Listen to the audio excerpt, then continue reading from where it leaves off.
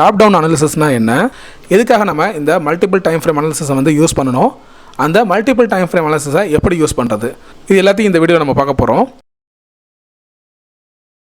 Top down analysis அப்படிங்கிறது different time ஃப்ரேம்ஸை use பண்ணி மார்க்கெட்டோட ட்ரெண்ட் அண்டு அதோட கண்டிஷன் எந்த மாதிரி இருக்குது அப்படிங்கிறத அனாலிசிஸ் பண்ணுற ஒரு மெத்தடுக்கு பேர் தான் டாப் டவுன் அனாலிசிஸ் அப்படின்னு நம்ம சொல்கிறோம்.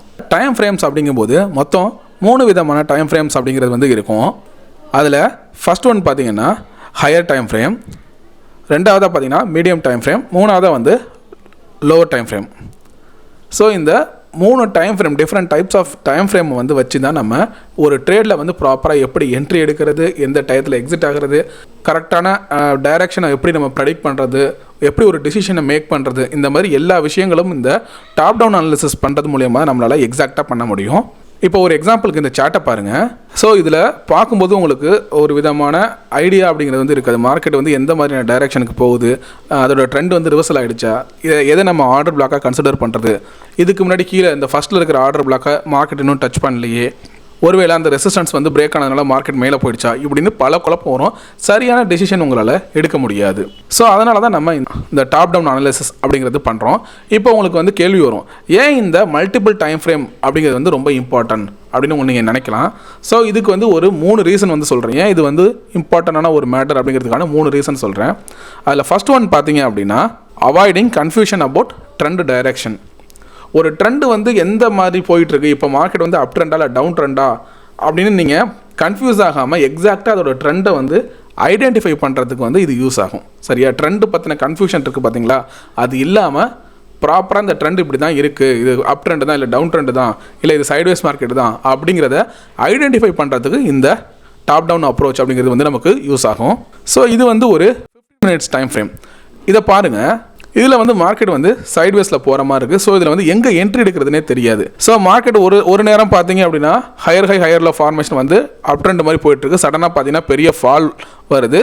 அப்புறம் பார்த்தீங்கன்னா உங்களுக்கு சைட்வேஸ் மார்க்கெட் மாதிரி தெரியுது. ஸோ அப்போது நம்ம இந்த ஸ்மாலர் டைம் ஃப்ரேம் இல்லாமல் அடுத்த கட்டமாக என்ன பண்ண போகிறோம் அப்படின்னா ஹையர் டைம் ஃப்ரேமுக்கு போக போகிறோம். அதாவது 1 hour டைம் ஃப்ரேம் வந்து வச்சு பார்க்குறோம். ஸோ இதுதான் பார்த்தீங்கன்னா அந்த சார்ட்டோட 1 hour டைம் ஃப்ரேம். இந்த ரேஞ்சு தான் பார்த்தீங்கன்னா நம்ம 5 மினிட்டாக பார்த்தா அந்த ஏரியா. ஸோ இப்போது எக்ஸாக்டாக அந்த ட்ரெண்டுங்கிறது வந்து தெரியுது பார்த்தீங்களா ஓரளவு. அதாவது மார்க்கெட் வந்து மேலேருந்து நல்லா ஃபால் ஆகிருக்கு, அதுக்கப்புறம் சைட்வேஸில் போகிற மாதிரி இருக்குது, தென் அதோட டவுன் ட்ரெண்டை தான் அது கண்டினியூ பண்ணும். சரியா, அப்போ நமக்கு இப்போ இதோட ட்ரெண்டு கரண்ட்டாக இப்போ 1 hourல என்ன ட்ரெண்டில் இருக்குது அப்படிங்கிறத நம்மளால் ஐடென்டிஃபை பண்ண முடியுது. மார்க்கெட் வந்து டவுன் ட்ரெண்டில் இருக்குது அப்படிங்கிறத நம்ம புரிஞ்சிக்க முடியுது. அப்போது ட்ரெண்டை பற்றின கன்ஃபியூஷன் அப்படிங்கிறது வந்து இல்லாமல் எக்ஸாக்டாக அந்த ட்ரெண்ட் என்ன அப்படிங்கிறத ஐடென்டிஃபை பண்ண முடியுது. ஸோ இதில் இம்பார்ட்டண்டான ஒரு டிப்ஸ் இருக்குது. நீங்கள் எப்போல்லாம் மார்க்கெட்டோட டைரெக்ஷனை உங்களால் சரியாக ப்ரெடிக்ட் பண்ண முடியல அப்படின்னு கன்ஃபியூஸ் ஆகுறீங்களோ அப்போ நீங்கள் சரியான டைம் ஃப்ரேமில் இல்லை அப்படிங்கிறத புரிஞ்சுக்கணும். சரியான டைம் ஃப்ரேமை ஃபோக்கஸ் பண்ணலை, தப்பான டைம் ஃப்ரேமில் இருக்கீங்க, அதனால தான் உங்களால் மார்க்கெட்டோட டைரெக்ஷனை சரியாக ப்ரெடிக்ட் பண்ண முடியலை அப்படிங்கிறத நீங்கள் புரிஞ்சுக்கணும். ஸோ உங்களோட டைம் ஃப்ரேமை சேஞ்ச் பண்ணி, அதாவது ஹையர் டைம் ஃப்ரேமாவோ இல்லை வேறு லெவல் டைம் ஃப்ரேமாக சேஞ்ச் பண்ணி அந்த டைரெக்ஷனை ஐடென்டிஃபை பண்ணலாம். ரெண்டாவது ரீசன் பார்த்தீங்க அப்படின்னா helps make more accurate decision. அதாவது நம்ம கரெக்டான டிசிஷன் எடுக்கிறதுக்கு இது ரொம்பவே ஹெல்ப்ஃபுல்லாக இருக்கும் இந்த டிஃப்ரெண்ட் டைம் ஃப்ரேமை யூஸ் பண்ணுறது. இப்போது இந்த சார்ட்டை பாருங்கள், இது வந்து 5 மினிட்ஸ் டைம் ஃப்ரேமில் இருக்குது. இப்போ நம்ம என்ன பண்ணுறோம் அப்படின்னா இதுக்கு முன்னாடி இருந்த அந்த ரெசிஸ்டன்ஸ் லெவலை பார்க்குறோம். இப்போ இந்த ரேஞ்சை பிரேக் பண்ணி அந்த கேண்டல் அப்படிங்கிறது வந்து க்ளோசிங் வச்சிருச்சு. ஸோ நம்ம நெக்ஸ்ட்டு நம்ம என்ன திங்க் பண்ணுவோம், மார்க்கெட் திரும்ப ரிவர்ஸ் ஆனிச்சு அப்படின்னா திரும்ப அந்த இடத்துல சப்போர்ட் எடுத்துகிட்டு மேலே போகும் அப்படின்ட்டு. ஸோ அந்த இடத்துல வந்து ஒரு ட்ரேட் நம்ம வந்து எடுப்போம். அதாவது அந்த கேண்டலோட லோ இருக்குது இல்லையா, ஸோ அதில் வந்து என்ட்ரி ஆகிற மாதிரி. ஏன்னா மார்க்கெட் திரும்ப ரிவர்சல் ஆகிறப்போ அந்த ரேஞ்சுக்கிட்ட வந்துச்சு அப்படின்னா அந்த இடத்துல என்ட்ரி. ஸோ கீழே வந்து பார்த்திங்கன்னா நமக்கு ஸ்டாப் லாஸு. ஸோ இதுக்கு ப்ரீவியஸாக இருக்கிற பெரிய கேண்டலோட லோ அப்படிங்கிறது வந்து நமக்கு ஸ்டாப் லாஸு. தென் ஒரு அளவு நமக்கு டார்கெட் அப்படிங்கிறது வந்து 1:2க்கு அபோவாக வச்சுருக்கோம். ஆனால் எக்ஸாக்டாக என்ன நடக்குது அப்படின்னு பார்த்தீங்கன்னா ப்ரைஸ் வந்து கீழே ட்ராப் ஆகிடுது, நம்மளோட ஸ்டாப் லாஸ் அப்படிங்கிறது வந்து ஹிட் ஆகிடுது. ஏன்னா நம்ம ஸ்மாலர் டைம் ஃப்ரேம் யூஸ் பண்ணி ப்ராப்பரான அந்த டிசிஷனை எடுக்கலை. இப்போது இதையே நம்ம 1 hour டைம் ஃப்ரேமில் வந்து வச்சு பார்க்கலாம். இப்போ பார்த்தீங்க அப்படின்னா இது வந்து 1 hour சார்ட்டு நம்ம ஆல்ரெடி பார்த்தோம் இல்லையா, அதுதான் இந்த 5 மினிட் ஏரியா.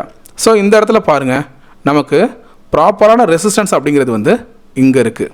ஓகேவா, ஸோ இதுதான் அதுக்கான ரெசிஸ்டன்ஸு. இந்த ரேஞ்சை தாண்டி க்ளோசிங் வச்சா மட்டும் தான் நம்ம லாங் சைடுக்கான ட்ரேடில் வந்து என்ட்ரி ஆகலாம். ஆனால் நம்ம என்ன நினச்சிட்டோம், அந்த பெரிய கேண்டில் பார்த்ததுமே மார்க்கெட் என்ன பண்ணிடுச்சு, ரெசிஸ்டன்ஸை பிரேக் பண்ணி மேலே போயிடுச்சு அப்படின்னு சொல்லிட்டு ஸ்மாலர் டைம் ஃப்ரேமை வச்சு அனலிசிஸ் பண்ணி உடனே டிசிஷன் எடுத்துட்டோம். சரியா? அப்போ நம்மளோட டிசிஷன் வந்து ராங்காக போயிட்டு மார்க்கெட் திரும்ப பார்த்திங்கன்னா ரிவர்சல் ஆகி கீழே வந்துருச்சு. இதுவே நீங்கள் மல்டி டைம் ஃப்ரேம் அனாலிசிஸ் பண்ணி ஹையர் டைம் ஃப்ரேமில் ஒரு வாட்டி நீங்கள் அனாலிசிஸ் பண்ணியிருந்தீங்க அப்படின்னா ரெசிஸ்டன்ஸ் வந்து இன்னும் கொஞ்சம் மேலே இருக்குது. அப்போது அதையும் பிரேக் பண்ணால் தான் நம்ம வந்து அந்த ட்ரேடில் என்டர் ஆகணும். அதை பிரேக் பண்ணி க்ளோஸ் வச்சா மட்டும் நம்ம அந்த ட்ரேடில் என்டர் ஆகணும் அப்படின்னு சொல்லிட்டு நீங்கள் வெயிட் பண்ணியிருக்கலாம். ஸோ உங்களோட லாஸை நீங்கள் கட் பண்ணியிருக்கலாம். ஸோ அப்போது நம்ம ப்ராப்பராக கரெக்டான டிசிஷன், அக்யூரேட்டான டிசிஷன் எடுக்கிறதுக்கும் இந்த மல்டி டைம் ஃப்ரேம் வந்து ரொம்பவே யூஸ்ஃபுல்லாக இருக்குது. ஃபைனலாக தேர்ட் ரீசன் பார்த்தீங்கன்னா, ஒரு ட்ரேடில் எப்படி பர்ஃபெக்டாக என்ட்ரி ஆகிறது அப்படின்னு பார்க்க போகிறோம். ஸோ இப்போது இந்த சேட்டை வந்து பார்க்குறீங்க, 15 மினிட்ஸ் டைம் ஃப்ரேமில் வந்து வச்சுருக்கேன். இப்போ இந்த இடத்துல நம்ம என்ன பண்ணுறோம் அப்படின்னா, கீழே வந்து ஒரு சப்போர்ட் ரேஞ்ச் மாதிரி நமக்கு தெரியுது. ஸோ இதை வந்து ட்ரா பண்ணிக்கிறோம். ஓகேவா? ஸோ சப்போர்ட் ரேஞ்ச் வந்து ட்ரா பண்ணியாச்சு. ஸோ இப்போது இந்த இடத்துல நான் இப்போ என்ட்ரி எடுக்கணும். அதாவது மார்க்கெட் என்ன ஆகுது பாருங்கள், மேலேருந்து கீழே ஃபால், தென் அகைன் பார்த்தீங்கன்னா ஒரு ஸ்விங் ஃபார்ம் ஆகுது. ரெண்டாவது ஒரு ஸ்விங் ஃபார்ம் ஆகும்போது ப்ரீவியஸ் ஸ்விங்கோட அந்த ஹை இதை வந்து பிரேக் பண்ணிடுச்சு. ஓகேவா? தெரியுதா? ஸோ இந்த ரேஞ்சை மார்க்கெட் பிரேக் பண்ணுது. நீங்கள் அந்த விக்கை வச்சு பார்த்தாலும் சரி, அப்படி இல்லைனா இந்த க்ளோசிங்கை வச்சு பார்த்தாலுமே சரி, எப்படி இருந்தாலும் புதுசாக ஒரு ஸ்விங் வந்து புது ஹை வந்து வச்சிருச்சு. இந்த ஸ்விங் வந்து இதை தாண்டி இது வந்து ஒரு ஹை வச்சிருச்சு. ஸோ அப்படி இருக்கும்போது திரும்ப வந்து மார்க்கெட் கரெக்ஷன் ஆகுது. ஓகேவா? மார்க்கெட்டு இங்கே கரெக்ஷன் ஆகும்போது ஃபஸ்ட்டு நான் என்ட்ரி ஒன்று இங்கே எடுக்கலாம். அதுக்கப்புறம் பார்த்தீங்கன்னா ரெட் கலர் கேண்டில் ஃபார்ம் ஆகி ஃபுல்லாக இவ்வளோ தூரம் வருது. ஓகேவா? ஸோ இப்போ இங்கே ஒரு குழப்பம் வரும். நான் அடுத்ததாக சரி ஓகேன்னு இந்த இடத்துல ட்ரேட் எடுக்கிறேன்னா இங்கே என்னால் எடுக்க முடியாது. ஏன்னா அடுத்தது என்ன கேண்டில் ஃபார்ம் ஆகுதுன்னு எனக்கு தெரியாது. ஸோ அகெயின் மார்க்கெட் மேலே போனதுக்கப்புறம் இந்த இடத்துல எடுக்கிறேன் அப்படின்னா அது வந்து எனக்கு ஒரு அக்யூரேட்டான என்ட்ரியாக இருக்காது. அதாவது ஒரு ப்ராப்பர் என்ட்ரியாக இருக்காது. ஏன்னா இங்கேருந்து மார்க்கெட் இவ்வளோ தூரம் மேலே வந்தது வந்து எனக்கு அந்த பாயிண்ட்ஸ் கிடைக்காம போயிடும். மோரார்லெஸ் என்ன இருக்குது அப்படின்னா, இங்கே மேலேயே பார்த்தீங்கன்னா இந்த இடத்துல ரெசிஸ்டன்ஸ் இருக்குது. ஓகேவா? ஸோ இவ்வளோ தூரத்தில் எனக்கு ரெசிஸ்டன்ஸ் இருக்குது. ஸோ இந்த இடத்துல நான் என்ட்ரி எடுக்கிறேன் அப்படின்னா, ஸோ இதில் லாங் பொசிஷன் வைக்கிறேன் அப்படின்னா இங்கே என்னோடய என்ட்ரி ஸோ குறைஞ்சது இது வந்து என்னோடய ஸ்டாப் லாஸாக இருக்கணும். இதோட எனக்கு டார்கெட் வந்து இங்கே வைக்கிறேன்னு வச்சுக்கோங்களேன். ஸோ இவ்வளோ தூரம் எனக்கு இவ்வளோ தூரம் தான் வரும். ஏன்னா இதுதான் எனக்கு ரெசிஸ்டன்ஸ் இருக்குது. ஸோ இந்த அளவுக்கு தான் நான் வைக்கிறேன் அப்படின்னா 1:1 தான் எனக்கு ரிஸ்க் ரிவார்ட் ரேஷியோ அப்படிங்கிறது வந்து இருக்குது. ஸோ குறைஞ்சது ரிஸ்க் ரிவார்டு அப்படிங்கிறது 1:2 ஆச்சும் இருக்கணும். அப்போ நம்ம என்ன பண்ணலாம் அப்படின்னா, இன்னும் அக்யூரேட்டாக எப்படி ட்ரேடில் என்ட்ரி எடுக்குதுன்னா, டைம் ஃப்ரேமை இந்த வாட்டி என்ன பண்ணினா கொஞ்சம் லோவர் டைம் ஃப்ரேமுக்கு வந்து போயிடணும். இப்போது நான் என்ன பண்ணுறேன் அப்படின்னா 5 மினிட்ஸ் டைம் ஃப்ரேமுக்கு வந்து நான் போகிறேன். ஸோ இப்போது நம்ம பார்த்த அந்த சார்ட்டோட 5 மினிட் டைம் ஃப்ரேம் இது. இப்போ என்ன நடக்குது, நம்ம ஆல்ரெடி சொன்ன மாதிரி ஒரு ஸ்விங் ஃபார்ம் ஆகிட்டு கீழே வந்திருக்கு. அகைன் பார்த்தீங்கன்னா ஒரு புதுசாக ஒரு ஸ்விங் ஹை வச்சிருச்சு. ஓகேவா? இப்போ உங்களுக்கு கரெக்டாக தெரியுதா? ஸோ ஒரு ஹை அப்படிங்கிறது வந்து இங்கே வச்சிருச்சு. இப்போ நம்ம என்ன பண்ணலாம் அப்படின்னா, மார்க்கெட் திரும்ப கீழே வரும்போது ஒரு டச் பண்ணிவிட்டு அகைன் மேலே போயிட்டு போகுது. ஸோ திரும்ப பார்த்தீங்கன்னா கீழே வருது. கீழே வந்து நம்ம வெயிட் பண்ண இந்த இடத்துல வரும்போது என்ன ஆகுது அப்படின்னா, இங்கே ஒரு கேண்டில் க்ரீன் கலர் கேண்டில் வந்து இங்கே ஃபார்ம் ஆகுது. சரியா? ஸோ இந்த க்ரீன் கலர் கேண்டில் இங்கே ஃபார்ம் ஆகும்போது நமக்கு என்ன தோணும் அப்படின்னா, இங்கே சப்போஸ் இந்த க்ரீன் கலர் கேண்டிலோட என்ட்ரி இங்கே இருக்குது அப்படின்னா, இங்கே நம்ம என்ட்ரி எடுத்துட்டோம் அப்படின்னா ஸ்டாப் லாஸாக எங்கே வைக்கிறது, அடுத்த ஸ்விங்கோட லோங்கிறது வந்து இவ்வளோ தூரம் வரைக்கும் இந்த லெவல் வரைக்கும் கூட போகிறதுக்கான சான்சஸ் இருக்குது. சப்போஸ் ஒரு விக்கு கூட ஃபால்ஸாக நமக்கு பிரேக் அவுட் பண்ணிவிட்டு அதுக்கப்புறம் கூட மேலே போகலாம். ஸோ ஸ்டாப் லாஸ் இங்கே வைக்க முடியாது. நம்ம யோசிச்சுக்கிட்டு இருக்கும்போது மார்க்கெட் வந்து கொஞ்சம் மேலே போயிடுது. அகெயின் மார்க்கெட் வந்து கரெக்ஷன் ஆகிறப்ப என்ன ஆகும் அப்படின்னா, திரும்ப இங்கே வந்து ஒரு க்ரீன் கலர் கேண்டில் வந்து ஃபார்ம் ஆகுது. ஸோ அப்போ நம்ம என்ன பண்ணலாம்னா, தாராளமாக இந்த இடத்துல நமக்கு என்ட்ரியை வைக்கலாம். இந்த லோ வந்து ஸ்டாப் லாஸாக வைக்கலாம். பயப்படாமல் இதை வந்து ஸ்டாப் லாஸாக வைக்கலாம். ஏன்னா இதுக்கு கீழே மார்க்கெட் வந்து ஒன்ஸ் உடச்சிருச்சு போயிடுச்சு அப்படின்னா ட்ரெண்டுங்கிறது வந்து சேஞ்ச் ஆகிடும். நமக்கு ஸ்டாப் லாஸ் ஹிட் ஆகும் பரவாயில்ல, நமக்கு அகேன்ஸ்டாக ட்ரேடு போயிட போகுது. ஸோ லாஸ் கம்மியாகிடும். ஓகேவா? ஏன் இந்த கேண்டோட லோ வந்து நான் ஸ்டாப் லாஸாக வைக்கல அப்படின்னா, இந்த ரெட் கலர் கேண்டோட லோ வந்து ஸ்டாப் லாஸாக வைக்கலன்னா, ஒரு சடனாக ஒரு விக்கு ஃபார்ம் ஆனிச்சு. ஏன்னா நிறைய பேர் பார்த்தீங்கன்னா, ஸோ பெரிய பெரிய ட்ரேடர்ஸ்லாம் பார்த்தீங்கன்னா மேனிபுலேட் பண்ணுவாங்க. அப்படிங்கிறப்போ சடனாக ஒரு விக்கு ஃபார்ம் ஆகிட்டு இங்கே இருக்கிற ஸ்டாப் லாஸ்லாம் ஹன் பண்ணிட்டு கூட அப்புறம் மார்க்கெட் மேலே போகும். ஸோ அப்போ நமக்கு சேஃபுங்கிறது என்னென்னா, நமக்கு பக்கத்துலேயே இருக்கிற இந்த ஸ்விங்கோட லோ இதை வந்து நான் ஸ்டாப் லாஸாக வைக்கிறேன் அப்படின்னா, அதுக்கப்புறம் என்னோட டார்கெட் எது, இந்த இடம் தான் நம்மளோட அந்த ரெசிஸ்டன்ஸ் சொன்னோம் இல்லையா, அது வரைக்கும் நான் வைக்கிறேன்.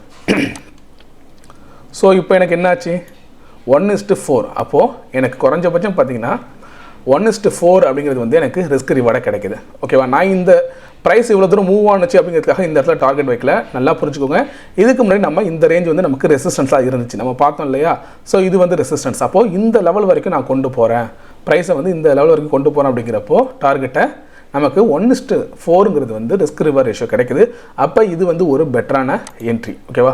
ஸோ நம்ம ப்ராப்பராக என்ட்ரி ஆகிறது அப்படிங்கிறது மல்டி டைம் ஃப்ரேம் அனாலிசிஸில் ரொம்ப முக்கியமான ஒரு விஷயம். சரியா? நம்ம என்ட்ரி எங்கே எடுக்கிறோம், எவ்வளோ டார்கெட் ஃபிக்ஸ் பண்ணுறோங்கிறத விட முடிஞ்ச வரைக்கும் பார்த்தீங்கன்னா நம்ம ஒரு ரிஸ்க் எடுக்கிறோன்னா அதை விட நம்மளோட டார்கெட்டுங்கிறது வந்து டபுளாவோ ட்ரிபிளாவோ இருக்கணும். ஏன்னா அப்போ தான் நம்மளால் ஓவராலாக ப்ராஃபிட்டபுளாக இருக்க முடியும். சரியா? உங்களோட ட்ரேடிங் சிஸ்டம் அப்படிங்கிறது வந்து 50% வின்னிங் ரேட் இருந்தாலே போதும். உங்களோட ரிஸ்க் ரிவார்ட் ரேஷியோ 1:2க்கு மேலே இருந்துச்சு அப்படின்னா ஓவராலாக நீங்கள் ப்ராஃபிட்டபுளாக இருப்பீங்க. இதை நான் நிறையா ரிஸ்க் மேனேஜ்மெண்ட் வீடியோ பற்றி பேசும்போதெல்லாம் சொல்லியிருக்கேன். ஸோ அப்போது நம்ம மல்டி டைம் ஃப்ரேம் யூஸ் பண்ணும்போது இந்த மாதிரி ப்ராப்பரான இடத்துல எப்படி என்ட்ரி எடுக்கலாம் அப்படிங்கிறதையும் நம்மளால் கற்றுக்க முடியும். இப்போ நம்ம பார்க்க போகிறது multi time frame analysis. First நம்ம weekly and daily time frame வந்து பார்ப்போம். ஸோ இந்த டைம் ஃப்ரேம் தான் பார்த்தீங்கன்னா ஹையர் டைம் ஃப்ரேம். இதில் நம்ம என்ன பண்ணுவோம் அப்படின்னா கீ லெவல்ஸ் எல்லாத்தையும் வந்து மார்க் பண்ணுவோம். சரியா?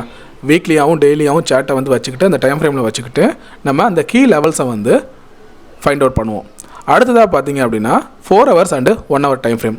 இதுதான் நம்ம மீடியம் டைம் ஃப்ரேம்னு சொல்கிறோம். அதே போல் இது வந்து அனாலிசிஸ்க்கான ஒரு டைம் ஃப்ரேம்.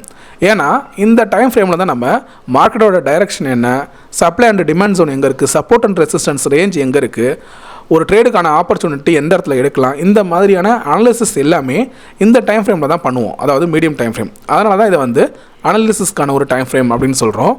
அடுத்ததாக பார்த்தீங்கன்னா smaller time frame 15 minutes and 5 minutes. இதை வந்து நம்ம எக்ஸிக்யூஷனுக்கான டைம் ஃப்ரேம் அப்படின்னு சொல்லலாம்.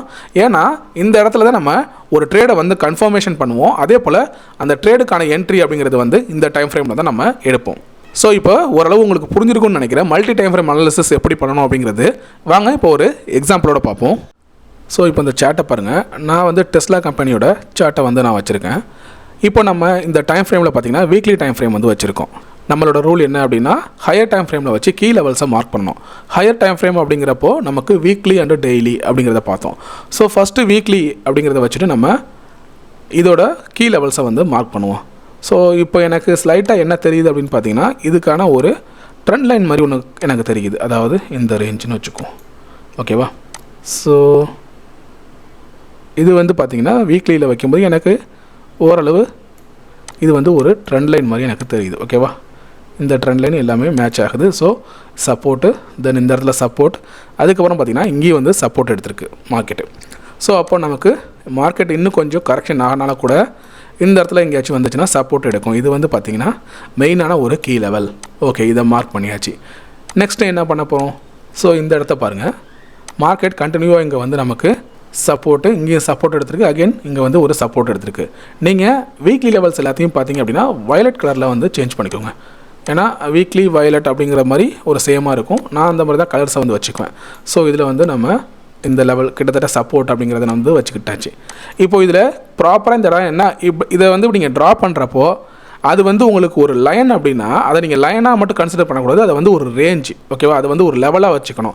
கரெக்டாக லைன் வந்துட்டு அந்த லைனை கொஞ்சம் தாண்டினதுமே பார்த்தீங்கன்னா பிரேக் அவுட் ஆகிடுச்சு அப்படிங்கிற மாதிரிலாம் ஒரு முடிவுக்கு வரக்கூடாது. இது வந்து ஒரு ரேஞ்ச். ஓகேவா?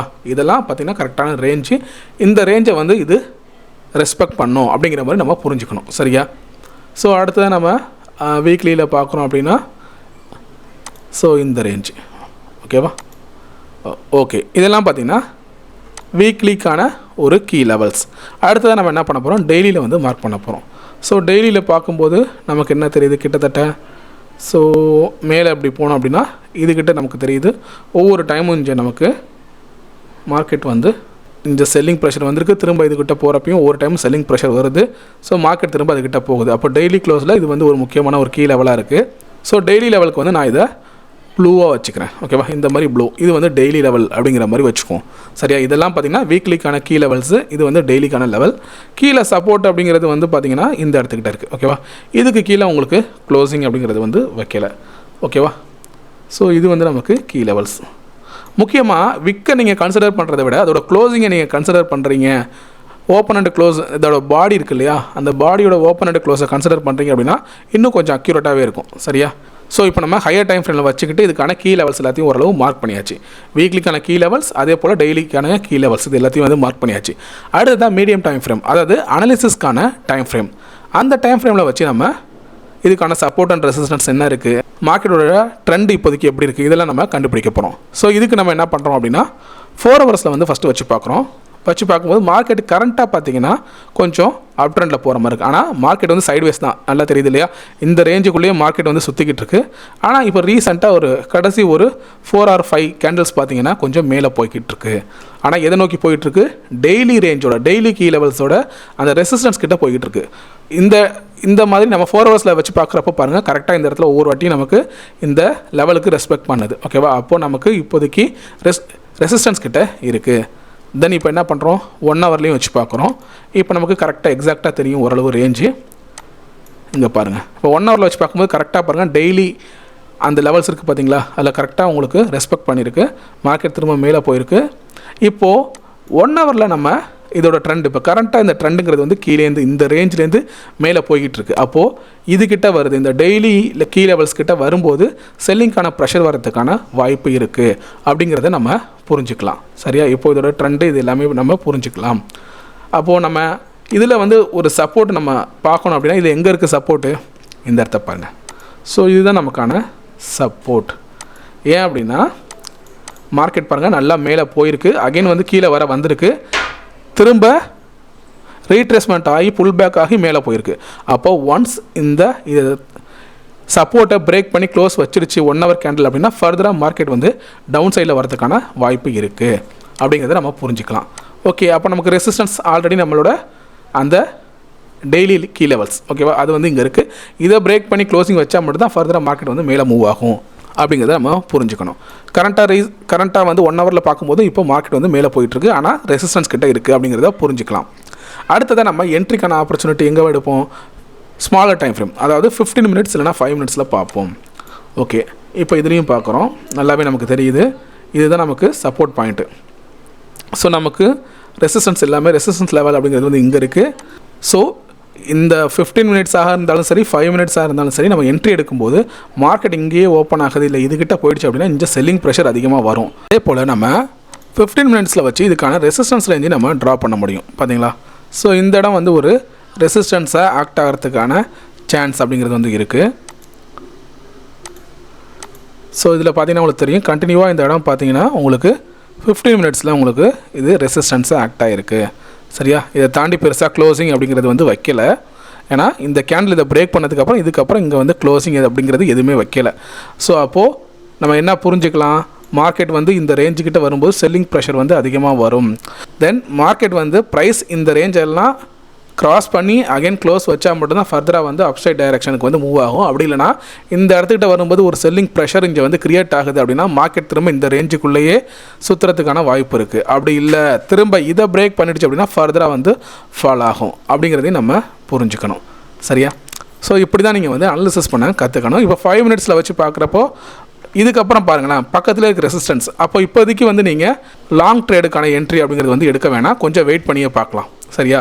இல்லை இது பிரேக் பண்ணி நல்லா க்ளோசிங் வைக்கிதா, இல்லை இந்த ரேஞ்சை பிரேக் பண்ணி க்ளோசிங் வைக்கிதா அப்படிங்கிறத பார்த்துட்டு அதுக்கப்புறம் நம்ம லாங் சைட் ட்ரேட் எடுக்க போகிறோமா இல்லை ஷார்ட் சைட் ட்ரேட் எடுக்க போகிறோமா அப்படிங்கிறத கன்ஃபார்ம் பண்ணிக்கலாம்.